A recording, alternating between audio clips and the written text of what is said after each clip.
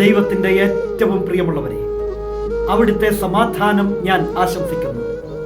ഇന്ന് കർത്താവ് നമുക്ക് നൽകുന്ന ദൂത് കൊളോസോസ് 2:6.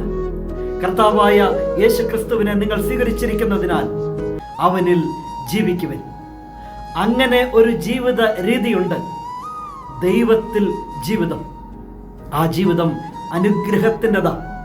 അവനിൽ വേരുറപ്പിക്കപ്പെട്ട്, അവനിൽ പണിതുയർത്തപ്പെട്ട്, അവനിലുള്ള വിശ്വാസത്തിൽ ദൃഢപ്പെട്ടുള്ള ഒരു ജീവിതം. ആ ജീവിതം അനുഗ്രഹത്തിൻ്റെതാണ്. ഏതവസ്ഥകളിലും ആ വ്യക്തി കർത്താവിൽ വേരുറപ്പിക്കപ്പെട്ടു നിൽക്കും.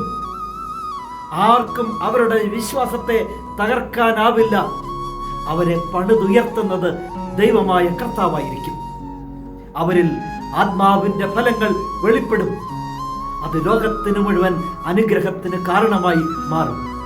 എങ്കിൽ കർത്താവായ യേശുക്രിസ്തുവിനെ നിങ്ങൾ സ്വീകരിച്ചിരിക്കുന്നതിനാൽ അവനിൽ ജീവിക്കും. അങ്ങനെയുള്ള മനുഷ്യരോടൊപ്പം എപ്പോഴും ദൈവ സാന്നിധ്യം ഉണ്ടായിരിക്കും.